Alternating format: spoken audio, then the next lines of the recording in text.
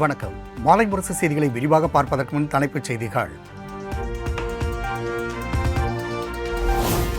2024-25 ஆண்டுக்கான முழு பட்ஜெட்டை தாக்கல் செய்தார் மத்திய நிதியமைச்சர் நிர்மலா சீதாராமன். 7வது முறையாக பட்ஜெட் தாக்கல் செய்து மொரார்ஜி தேசாயின் சாதனையை முறியடித்தார். Honorable Speaker, I present the budget for 24-25. Introduction. The people of India have reposed their faith in the government led by Honorable Prime Minister Shri Narendra Modi and re-elected it for a historic third term under his leadership.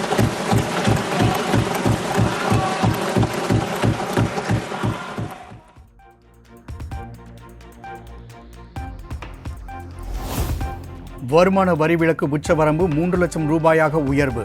7 லட்சம் ரூபாய் வரை 5% வரி பிடித்தம் செய்யப்படும் என்று அறிவிப்பு.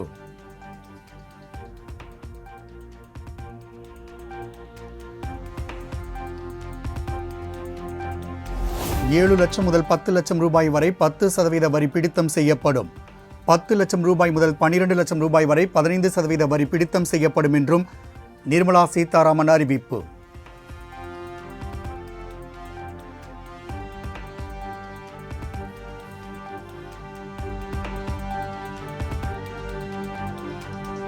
வருமான வரி கணக்கை தாமதமாக தாக்கல் செய்வது இனி கிரிமினல் குற்றம் கிடையாது. நன்கொடைகளுக்கான வரி விதிப்பில் ஒரே முறை பின்பற்றப்படும் என்றும் அறிவிப்பு.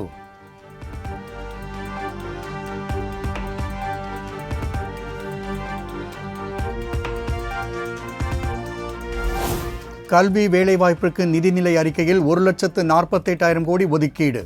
அடுத்த 5 ஆண்டுகளில் 4 கோடி இளைஞர்களுக்கு திறன் வளர்ப்பு பயிற்சி வழங்க இலக்கு நிர்ணயம் செய்யப்பட்டுள்ளதாகவும் அமைச்சர் நிர்மலா சீதாராமன் அறிவிப்பு.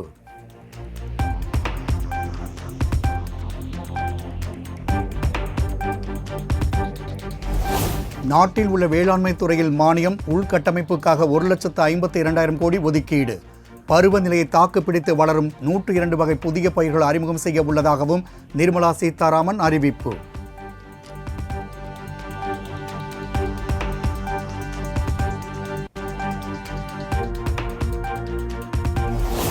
உள்நாட்டில் உயர்கல்வி பயில்வோருக்கு 10 லட்சம் ரூபாய் வரை கல்விக் கடன் வழங்கப்படும்.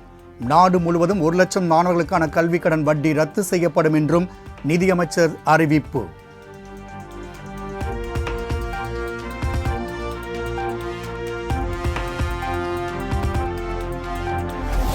சாலையோர வியாபாரிகளுக்கான முத்ரா கடன் உச்சவரம்பு 10 லட்சத்திலிருந்து 20 லட்சம் ரூபாயாக அதிகரிப்பு.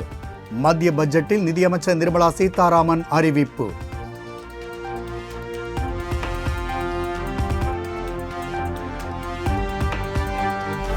புற்றுநோயை குணப்படுத்தும் 3 மருந்துகளுக்கு சுங்கவரி ரத்து. குறிப்பிட்ட மருந்து உபகரணங்கள் சில மருந்துகளுக்கு சுங்கவரி குறைப்பு.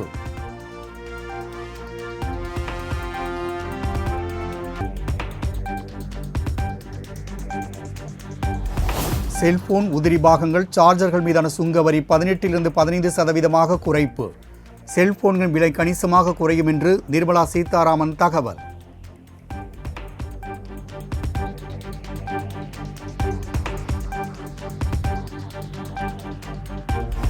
தங்கம் வெள்ளி இறக்குமதிக்கான சுங்கவரி 6% குறைப்பு. பிளாட்டினம் மீதான சுங்கவரி 6.4% குறைக்கப்படுவதால் விலையும் குறையும் என எதிர்பார்ப்பு.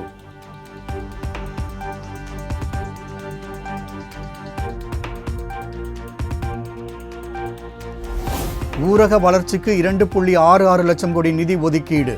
தொழிலாளர்களுக்கு குறைந்த விலை வாடகை குடியிருப்பை உருவாக்கும் திட்டம் செயல்படுத்தப்படும் என்றும் அறிவிப்பு.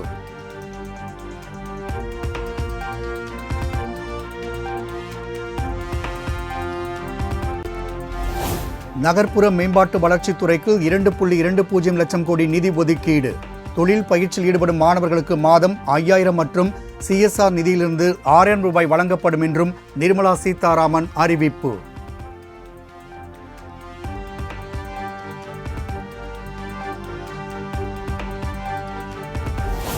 நாட்டின் உள்கட்டமைப்பு மேம்பாட்டு திட்டங்களுக்கு மேலும் 11.11 லட்சம் கோடி ரூபாய் ஒதுக்கீடு. மாநில அரசுகளோடு இணைந்து பல்வேறு நகரங்களை வளர்ச்சி மையமாக அரசு மேம்படுத்தும் என்றும் நிர்மலா சீதாராமன் அறிவிப்பு.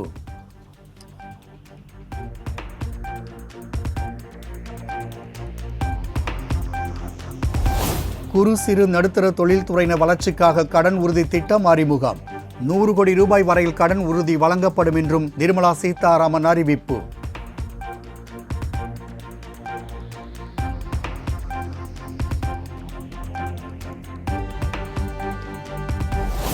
அதிக பத்திரப்பதிவு நடைபெறும் மாநிலங்களில் பதிவு கட்டணத்தை குறைக்க வேண்டும். மாநில அரசுகளுக்கு மத்திய நிதியமைச்சர் நிர்மலா சீதாராமன் வலியுறுத்தல்.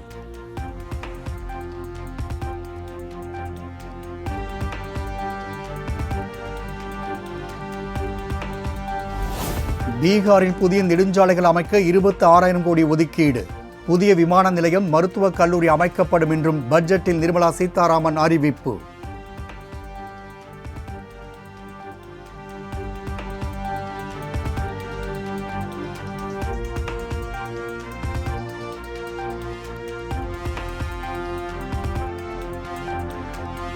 பீகாரில் வெள்ளத்தடுப்பு பணிகளுக்கு ரூபாய் 11,500 கோடி நிதி ஒதுக்கீடு. பீகாரில் விஷ்ணுபாத், மகாபூதி ஆகிய 2 கோவில்கள் அமைக்கப்படும் என்றும் நிர்மலா சீதாராமன் அறிவிப்பு.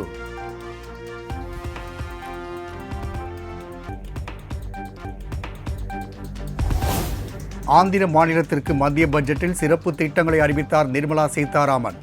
ஆந்திர மாநிலம் அமராவதி நகரை கட்டமைப்பதற்காக 15,000 கோடி ரூபாய் நிதி ஒதுக்கீடு.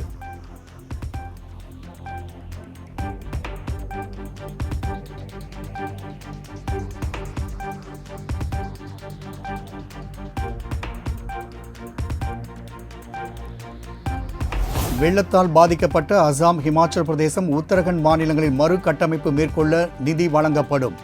பட்ஜெட்டில் நிதியமைச்சர் நிர்மலா சீதாராமன் அறிவிப்பு.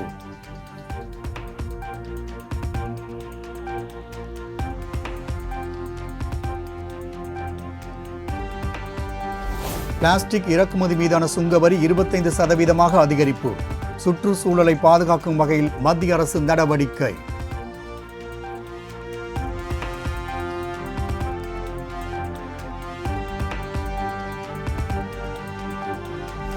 விண்வெளி சார்ந்த திட்டத்திற்கு 1000 கோடி ரூபாய் நிதி ஒதுக்கீடு.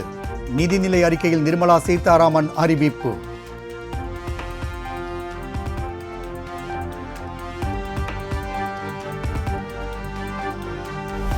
அந்நிய முதலீடுகளுக்கான கொள்கைகள் எளிமையாக்கப்படும் என மத்திய அமைச்சர் நிர்மலா சீதாராமன் அறிவிப்பு. வெளிநாட்டு பண பரிவர்த்தனைகளுக்கு இந்திய ரூபாயை பயன்படுத்தும் திட்டம் விரிவாக்கம்.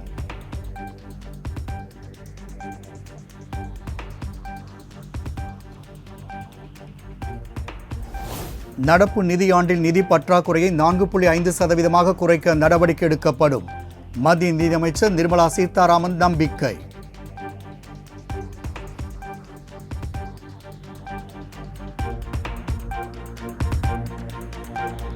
சென்னையில் ஆபரண தங்கத்தின் விலை சவரனுக்கு 120 ரூபாய் குறைந்து 54,480க்கு விற்பனை. 1 கிராம் தங்கம் 6,810 ரூபாய்க்கு விற்பனை செய்யப்படுகிறது.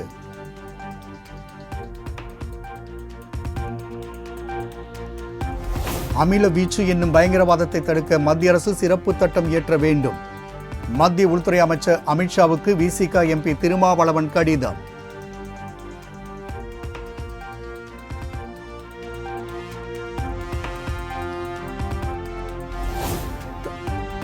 தமிழ்நாடு அரசின் குற்றவியல் துறை இயக்குநராக மூத்த வழக்கறிஞர் ஹசன் முகமது ஜின்னா நியமனம். தமிழக அரசு ஆணை பிறப்பிப்பு.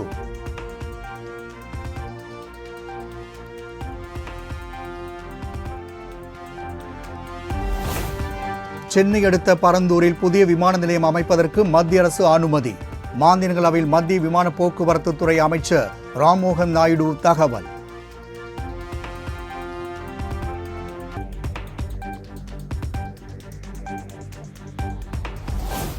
ஆம்ஸ்ட்ராங் கொலை வழக்கில் தேடப்பட்டு வரும் ரவுடி சம்போ செந்தில் மீது புதிய வழக்கு. சென்னை புதுவண்ணாரப்பேட்டையில் கட்டுமான நிறுவன உரிமையாளரிடம் மாமூல் கேட்டு மிரட்டிய புகாரில் போலீசார் நடவடிக்கை.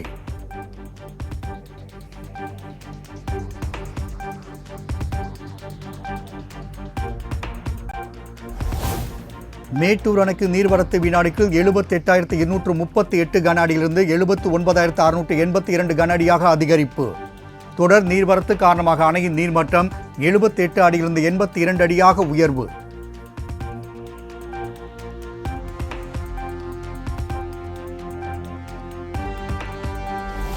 ஒகேனக்கலில் நேற்று மாலை 81,000 கனஅடியாக இருந்த நீர்வரத்து இன்று காலை 70,000 கனஅடியாக குறைந்தது. சுற்றுலா பயணிகள் குளிக்கவும் பரிசல் இயக்கவும் 8வது நாளாக தடை நீட்டிப்பு.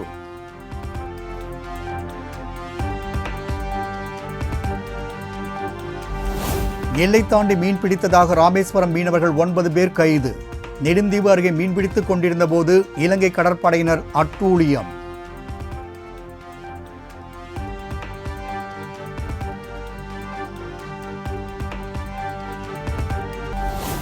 ஆட்சி அதிகாரத்திற்காக மாநிலத்தின் விருப்பங்களில் நிதிஷ்குமார் சமரசம்.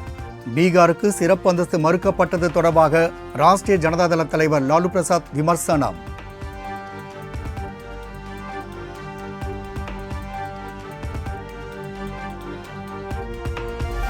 சத்தீஸ்கரில் பச்சிளம் குழந்தையுடன் வெள்ளத்தில் சிக்கிய பெண் பத்திரமாக மீட்பு. சிஆர்பிஎஃப் வீரர்கள் துணிச்சலான செயலுக்கு பொதுமக்கள் பாராட்டு.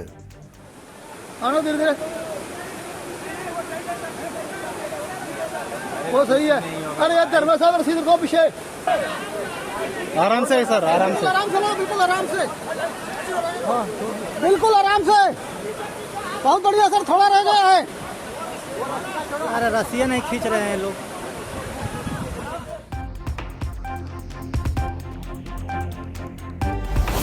அமெரிக்க அதிபர் தேர்தல் நிதி திரட்டும் பணியை தொடங்கிய கமலா ஹாரிஸ் கடந்த 24 மணி நேரத்தில் மட்டும் அக்கட்சிக்கு 677 கோடி ரூபாய் நன்கொடை கிடைத்துள்ளதாக தகவல்.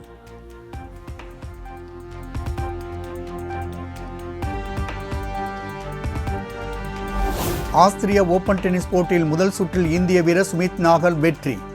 ஸ்லோவேக்கியா வீரர் லூகாஸ் கிளைனை 6-4, 1-6, 7-6 என்ற செட் கணக்கில் வீழ்த்தினார்.